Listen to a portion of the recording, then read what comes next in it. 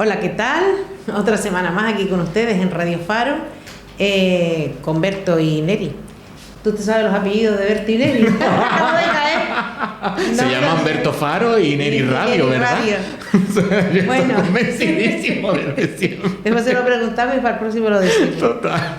Y estamos con Dieguito Flores. Aquí presente, Carmita Valido. Y moi, dice moi. Eso, exactamente. De nosotros sí no sabemos los apellidos, fíjense ustedes. Sí. El propio, por lo menos. Todavía. Todavía. Yo por lo menos estoy en una edad que todavía me acuerdo.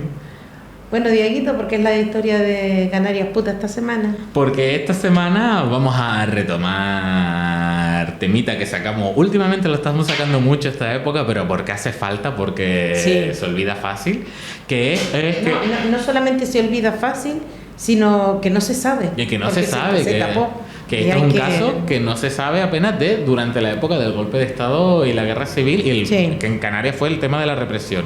Hoy les vamos a hablar de 10 rehenes que los falangistas se llevaron a la península en un barco de pasajeros que se llamaba el Domine. Que yo no sé si a ustedes les sonará, pero a mí esto no me sonaba hasta que empezamos con este tema para nada. Bueno, siempre para recordarle a la gente que con Franco no se vivía mejor, se moría mejor, pero vivir... Sí, o sea, era... Bueno, y hoy les vamos a contar... Mejor y rápido. Sí, total. Esto es un tema duro, pero vamos a ver si... Pero ustedes saben que a nosotros nos gusta meternos ahí. Después de hablar de la monja loca del programa pasado, pues hay que compensar. La pobre monja, loca no, bilocada. Bilocada, 2 veces loca.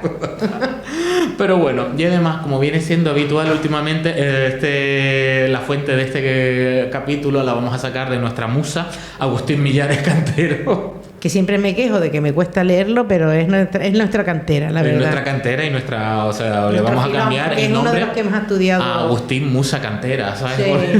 Es que ¿sabes lo que pasa? Que su ámbito de estudio ha sido el que nosotros hemos cogido para desarrollar en el podcast, que es la historia de la gente, más que la historia de los grandes... Total. Y en este caso, además, como novedad, para darle como un toque diferente al artículo, lo escribió con otra persona, que es Maximiliano Paiser Medina, otro historiador canario, básicamente. Lo publicaron, este artículo, como siempre decimos, nosotros aquí todo lo hacemos muy resumido porque media hora no da tiempo a más, y siempre le decimos que vayan a la fuente, que ahí es donde está, donde hay más datos. Sobre todo Agustín Millares es de los que es un escritor, un historiador que busca muchos datos y le gusta complementarlo todo. Entonces, este artículo se editó en la casa de mi tía, un blog de casos, ¿cómo se llama? De casuística canaria, de temas canarios. Y ahí fue donde lo encontramos. Y en este caso, pues volviendo, como les decía otra vez, a la época del golpe de Estado, el inicio de la represión en Canarias. Y en este caso, además, o sea, o sea, septiembre de 1936. A mes y medio casi. A mes y medio del megacambio más grande que tuvo España en su historia reciente, básicamente. Bueno, dejando al lado la transición, claro, pero la transición fue por culpa de esto. Es que sí, esto... Básicamente. ¿Qué ocurrió? Que casi 2 meses después del golpe de Estado que se dio en España, que lo dieron los militares, ordenar un poco. Como le repetimos muchas veces, en febrero de 1936, el 16 de febrero, ganan las elecciones el Frente Popular, que es este movimiento de izquierdas que une a muchísimos partidos en un solo frente, y 2 meses después un par de meses después de esta victoria fue lo que vino el golpe de Estado para acabar con todos los avances, con toda la lucha anticaciquí, anticorrupción, con los intentos de modernizar el Estado. Bueno, es que esto se los hemos repetido, yo creo que hasta la saciedad cuando lo hemos dedicado al capítulo del Saúl, al alcalde de San Lorenzo, al diputado Eduardo Suárez, a Juan el Corredera. Para aquellos que nos vean por primera vez, claro, pues para que sepan que a toda esta gente les hemos dedicado su capítulo, sus momentos y su contexto. En su contexto, que además una cosa interesante es que la primera persona que le dedicamos un capítulo en esto de tal fue a Elsa, una mujer. Sí. Y básicamente en todos estos capítulos, el resumen que siempre les hacemos... Bueno, perdona, antes del Saúl, eso fue antes de la guerra, cuando empezamos a hablar de todas las luchas sindicales que hubieron en la República, pero fue antes del Frente Popular. Fue antes del Frente Popular y hablamos de las mujeres en concreto, no de una mujer o sea, dedicándole un capítulo. Y básicamente, en todos estos capítulos siempre lo mismo, gana el Frente Popular, a las élites gracia menos 500, básicamente porque querían un país de caciques hecho a su medida, o sea, aquí como yo más puedo ganar. Que se les había quedado un país muy, muy estupendo para ellos. Demasiado moderno, por favor, un país con divorcio. No, o sea, esas cosas eran demasiado para esta gente.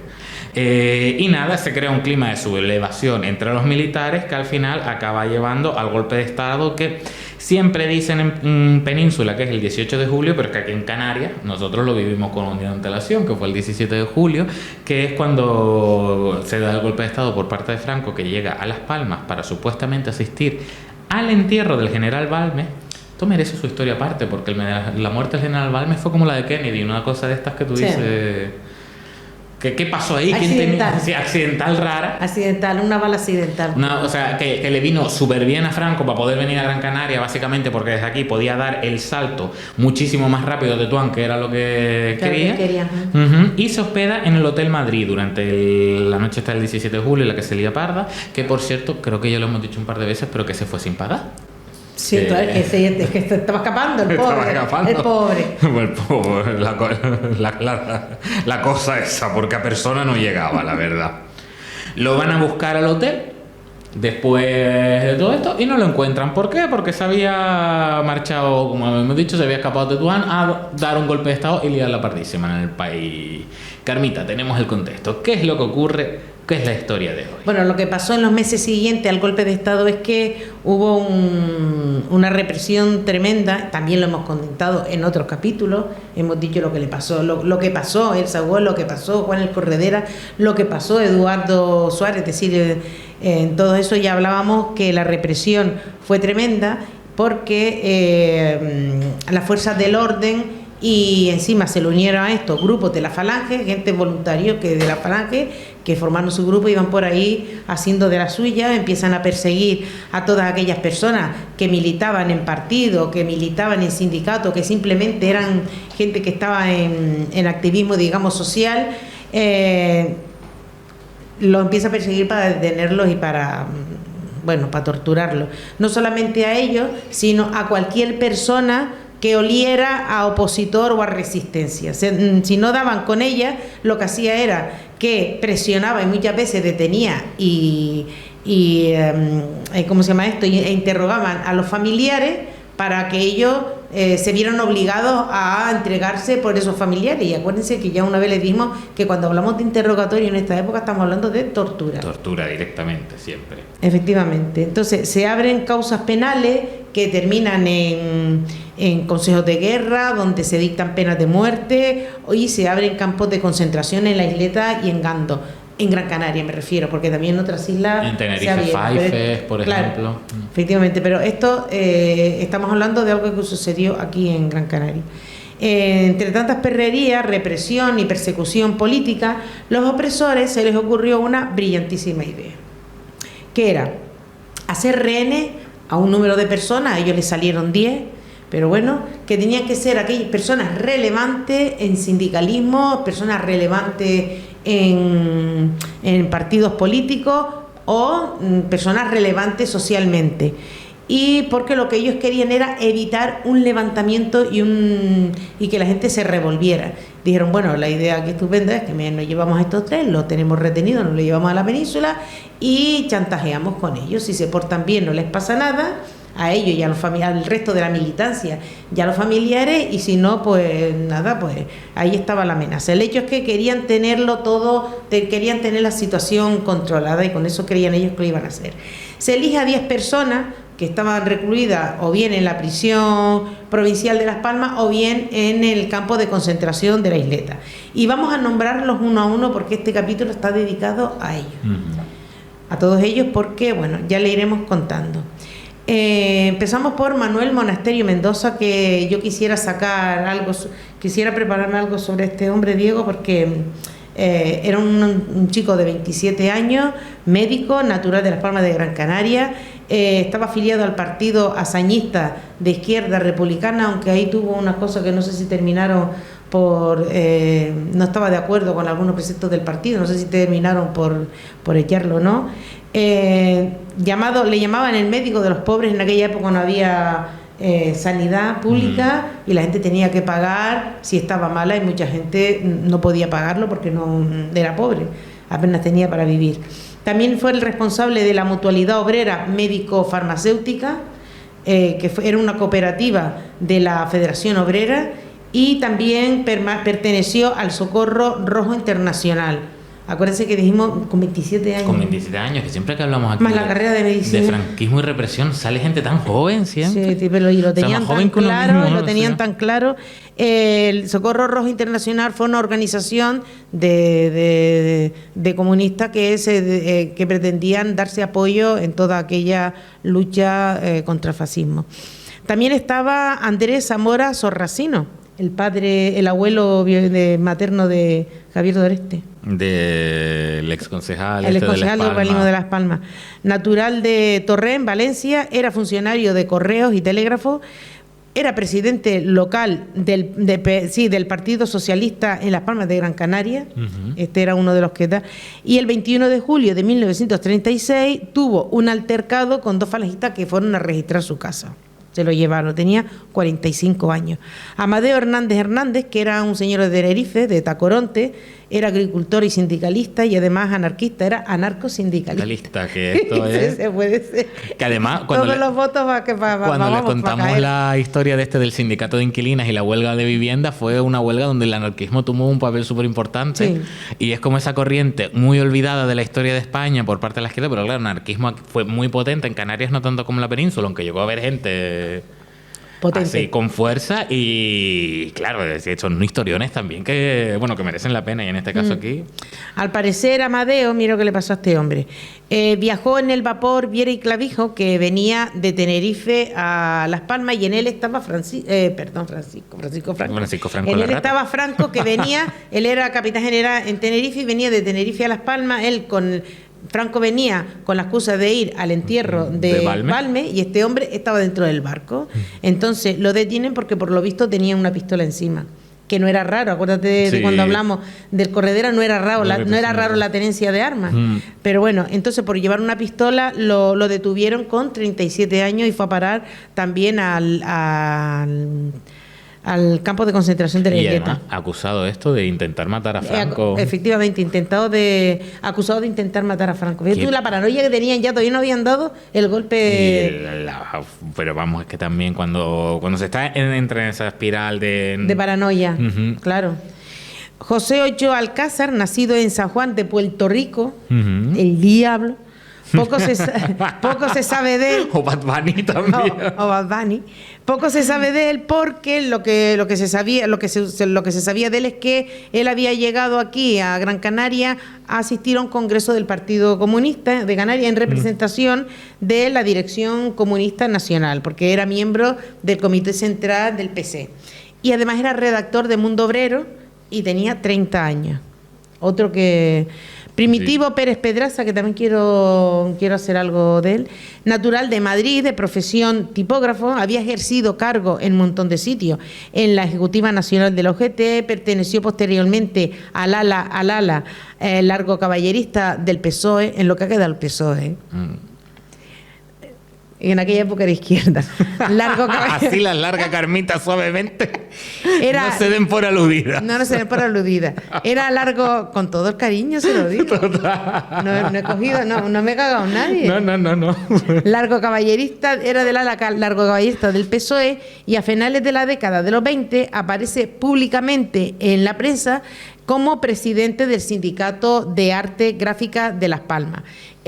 Hasta 1936 había sido dirigente del Sindicato de Industrias Marítimas. 34 años. Otro chiquillo. Bueno, chiquillo, yo tengo 35, pero claro, pensaba yo con 35, mi momento más culmen de mi vida es estar en este programa en Radio Faro. Y esta gente con 34, 20, miseria, lo que hacían, ¿sabes? De verdad. ¿Sigue tú, Dieguito? Sigo, porque todavía, o sea, como les decía Carmita antes, son 10 personas, les hemos mencionado ya, ella les ha mencionado concretamente a 5. Nos faltan, desgraciadamente, otros 5 rehenes que se llevaron a la península. ¿Quién más tenemos? Pues Félix González Monzón, otro que era de Las Palmas. De las Palmas. Que este también, pues, sindicalista y miembro del Partido Socialista. O sea, como vean, también había ahí un patrón. Sí, que era todo el que se estuviera moviendo en la izquierda o en el anarquismo también por otro lado, pero vamos, a muerte por ello. Que ocupó brevemente en 1933 la presidencia de la Federación Obrera en Gran Canaria, que fue asalariado de la COPA y presidente de su sindicato. Y había sido detenido a raíz de la huelga portuaria de la empresa constructora Copa. Copa era una empresa que se dedicaba a obras en puerto. Ellos habían intervenido, habían construido el puerto de León y Castillo y el de Primo de Rivera. Dios mío, esos dos nombres. Y con 35 años. Todo esto ya sabes. Con 35 años. Siguiente. El anterior de Las Palmas, de Terde, José Suárez Cabral, que trabajaba en la misma empresa portuaria, en Copa, como cajero, y pertenecía a su sindicato, adscrito a la Federación Obrera, también de ideología comunista. Este fue el primer secretario general del partido del PCN en Canarias y vicepresidente de la Comisión Ejecutiva de la Federación Obrera de Gran Canaria. Y este hombre, la verdad que también tiene un momento súper interesante, porque durante la represión de 1934, eso de que se exilia la URSS... Se fue. O sea, y claro, y luego regresa a comienzo. Luego regresa peor. Peor, porque claro, durante la represión del 34 se exila a la URSS, pero regresa en el 36 y lo pillan para... Acuérdate que el Saúl también y el marido, cuando se casó con el cartero aquel, se vinieron para acá por una represión que hubo en Madrid de... Sí. Exactamente. Y este muchacho con 30 años, con 30 años ya se exilia, vuelve y lo toman de rehén, de verdad. Sí. Qué locura. Mala pata y el otro, el Amadeo. ¿Qué nos quedan? Nos quedan 3 más. Juan Sanz Iraola, natural de San Sebastián de arriba, de la península. De la península, el País Vasco. No de La Gomera, en este caso. Níquel Ador, miembro del Partido Socialista, gerente del Hotel Cairasco, que se volcó en la actividad sindical y llegó a ser secretario de la Federación Obrera de Gran Canaria entre el 32 y el 33. Aunque estaba en gerente del hotel, él fue sindicalista en representación del sector de los metalúrgicos. Sí. Y director del periódico Vanguardia con 43 años, que también hubo mucha gente que él, porque era significado políticamente, pero que vivió la represión, que no eran sindicalistas ni políticos, sino que eran gente que trabajaba en el mundo de la comunicación y que claro, que sabían que iban a hablar y que no iban a hablar a favor del régimen. Claro.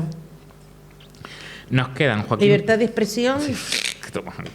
Decapitación, básicamente. Libertad de expresión, decapitación. Vamos a terminar así, como no nos espabilemos. Joaquín Masmano Pardo, natural de Buñol, en Valencia, que fue panadero, fundó el PC en su pueblo de nacimiento en 1920, fue secretario de la UGT también durante algunos años. Bueno, y sobre todo secretario de la UGT durante la dictadura de Primo de Rivera. ¿Tú estabas también? Y has vuelto a caer, Carmita. Sí, me he puesto mala esta semana. Es que eso sabes por qué pasa cuando hablamos pero pasa cuando hablamos de fachas, tía. Siempre. Sí, siempre vengo mala. Siempre en honor a ellos, ¿no? O sea, le da esta semana volví otra vez a recaer, pero enseguida me recuperé. Estuve peor los primeros días. Pero bueno, eso, la pobre. ¿Qué se le va a hacer? El Joaquín Masmano Pardo fue secretario de la UGT durante la dictadura de Primo de Rivera en su zona y por eso lo deportaron luego, además, más adelante a lo que hoy en día se conoce como Bioko, que antiguamente era colonia española, la isla de Fernando Poo. Quizás le suena alguno más por ese nombre, que está en Guinea Ecuatorial, pero que hoy en día oficialmente es Bioko, esa isla. Y finalmente en 1930-31 más o menos se vuelve a Canarias, y acaba en la Federación de Trabajadores de la Tierra, con 44 años. Y el último de los pobres rehenes fue Arturo Camino Velázquez, natural de Madrid, telegrafista y miembro secretario insular de Gran Canaria del Partido Comunista, con 40 años. Fíjate tú que el más mayor de los que hemos 45, mencionado... el abuelo de Javier. Por eso 45, o sea que tampoco es tan mayor, en verdad. Que no. ¿Sabes? Que no.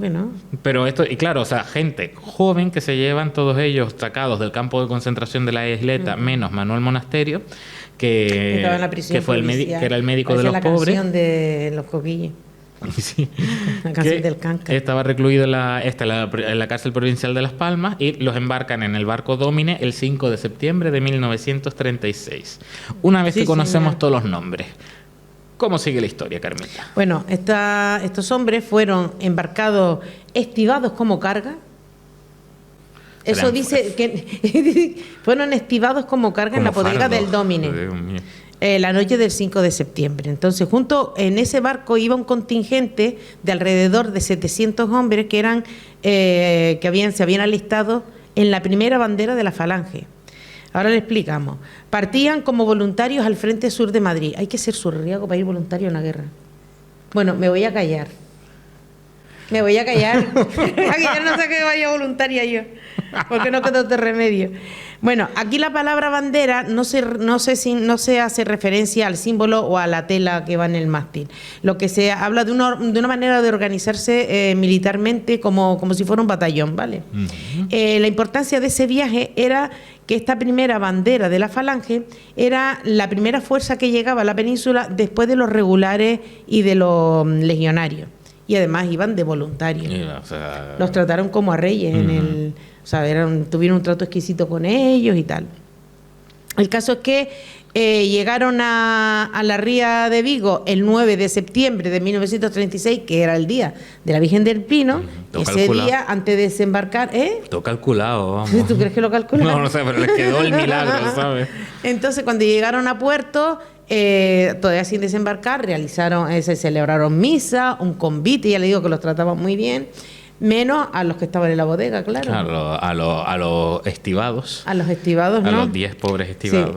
Entonces, ¿qué pasa? Cuando ellos desembarcan, bueno, tuvieron un gran recibimiento, festejo, enseguida hubieron chicas jóvenes que se prestaron como madrinas de guerra. ¿Se acuerdan ustedes cuando hablamos de la sección femenina, que hablamos de las marinas de guerra, de las madrinas de guerra que mandaban cartas y calcetines y tal, los soldados? Pues allí ellos, voluntarias de madrinas de guerra, y también se fueron algún que otro burdel que cogieron Sí, enfermedades ajá. venéreas, que se los pilló, se la diagnosticaron más tarde, la pillaron ahí. Lo que tiene el voluntariado. Claro. Entonces, por la tarde se fueron a la estación de trenes. Es que el voluntariado facha, ¿sabes? O sea, El voluntariado falla, ¿no? es que de verdad, ¿sabes? O sea... Bueno, al final aquella tarde lo llevaron a la estación de trenes, con los rehenes también, que cada vez estos rehenes tienen más comillas. Sí. Y de esa noche partieron en el tren especial de Galicia, que le llamaban por la noche. No hicieron parada, hicieron 2 paradas, sino en Astorga y en Salamanca, porque el plan era ir a Talavera de la Reina en Toledo. El 11 de septiembre por la tarde, que está la fiesta del charco, total, San Nicolás, vamos a nombrarlos todos, ¿no? A todos. El 11 de septiembre por la tarde llegan a Cáceres, duermen en una escuela, en los barracones de una escuela, y al día siguiente se reúnen con Franco en el cuartel general que tenía Franco en el el Palacio Golfines, que yo me llevé una sorpresa cuando lo leí, porque leí Gofiones, digo, ¿cómo? ¿Cómo? Que tienen palacio. Que yo estaba cantando canciones de un grupo que tenía el nombre de un palacio falla, que era. No. Golfines. Golfines, Que Palacio podrían haber sido Golfines. los golfos, pero era golfines. Sí, sí. Entonces, pues mira, lo voy a venir a ver estos golfines. Al día siguiente al día 12 de septiembre, se incorporan a la retaguardia de la columna del general Juan Yagüe Blanco, que esto tiene que sonar, esto es uno de los grandes nombres que tienen calles en Las Palmas, alguna que otra. Se incorpora a la columna general de este general y ponen rumbo a Talavera de la Reina, en Toledo. Durante el trayecto paran nada más que en Oropesa, porque allí le meten una arenga, es decir, para elevar ánimo. Son de estos discursos incendiarios que se le da a las tropas para levantar los ánimos y para ponerlo, vamos, que llegaron calentitos. Sí, no, aprovecharon el camino para irle, ¿sabes? O sea, toda esta vinculación de la épica que se pone en esos momentos, Sí, ¿sabes? De la cruz. sí. Bueno, la obsesión que tenía esta gente con ser los designados de la cruzada. Sí, así, sí, en sí, ese que va en la momento. cruzada, sí, la cruzada. Sí. Y al final, Dieguito llega al final. Llega al final, que claro, que llegan a la Talavera de la Reina el día 13 de septiembre a las 4 de la madrugada y los alojan a los de la primera bandera en un convento, en el convento de las Hijas de María. Estamos mencionando todos los santos, es verdad, o sea, Claro. no nos falta ninguno. Cerca de allí, a 20 minutos del convento, se ubica el Puente de Hierro, que en la actualidad se llama Puente Reina Sofía, que es un puente que cruza el río Tajo. ¿Qué ocurre? Que bueno, pues desgraciadamente aquí es donde se nos llega al final que de la historia, que estábamos Carmita diciendo como, ay, qué final más duro, sí. Qué final más duro de esto, que bueno, que también Carmita dice una frase, que es que parte de la historia, hay que contarla, ¿sabes? La historia puta, para adelante, ¿sabes? Sí, o sea, en todo caso, pero bueno, apenas se instalan los falangistas, se oyen disparos que provenían del río. Sí, porque eran 700 hombres, se fueron instalando poco a poco y bueno, pues aquello sería un revoltijo a esa hora de la madrugada para acá y de repente, pum, pum, pum, pum. ¿Qué ocurre? Parece ser que en ese momento habían asesinado a los rehenes con un tiro en la nuca. Que claro, que esto ya es un momento de absoluta locura, de qué habrá pasado un ajusticiamiento. O sea, un ajusticiamiento, pero muy llevado a lo personal, además yendo en contra de la idea que les decía Carmita al principio de tener rehenes a gente para mantener a la gente en Canarias atada. Sí, vete tú a saber, porque yo sé de historias también que drogaban a los legionarios, porque los legionarios iban antes de los regulares caviqueando te iba a decir eso antes cuando decía que lo de que les estaban arengando y todo sí, esto. Es digo, que claro, todos los testimonios que hay de que... Los legionarios eran los primeros que arrasaban, o sea, eran los primeros que iban adelante en el frente. Entonces los legionarios estaban arrasando. Y me acuerdo que en aquella época iban drogados. Iban drogados porque pasaban a machete. Claro, porque que hay muchísimos testimonios además de todo esto. Y bueno, pues claro, todo esto además cuadra muchísimo con estos pobres rehenes que son asesinados, parece ser con un tiro en la nuca, y que hay muchas interpretaciones de lo que viene a pasar, pero la mayoría coincide de los testimonios en que habían arrojado al final los cuerpos al Tajo. Para sacárselos de encima, intentaron ocultar la liada parda que se acaban de pegar, porque un rehén te sirve mientras sea rehén, una vez que está muerto ya se jodió. Se jodió y además el efecto que tú querías se te vuelve en contra. Claro, porque lo conviertes en mártir. Claro. Puedes convertirlo en mártir.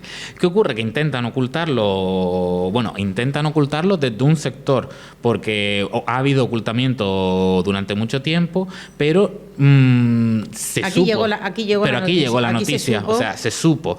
Además, nunca se puso en duda que fue uno de estos asesinatos masivos y que fue obra de la primera bandera de la Falange de Las Palmas, que fueron ellos mismos los que lo tiraron al río. Es algo que, eso ya no se duda. No se duda por ningún lado. Aquí llegó la noticia porque muchos de ellos se fueron de la lengua, se lo contaron a sus familiares y los familiares lo contaron aquí. Y acabaron, y encima en Canarias, pues ustedes saben como que las noticias vuelan rapidísimo, aunque por ser islas fragmentadas, eso no impide que vuele la información, básicamente.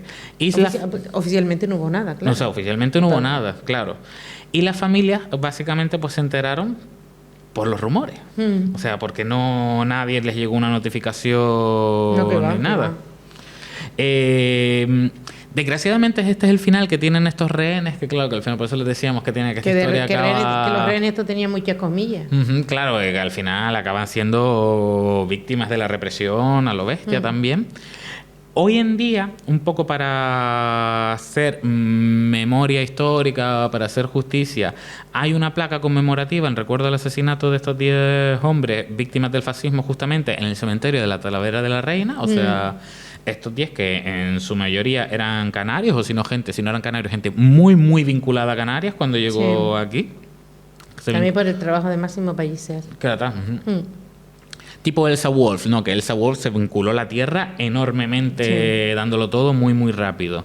Pues hay una placa conmemorativa en el cementerio de Talavera de la Reina que tenemos aquí, a este lado del archipiélago.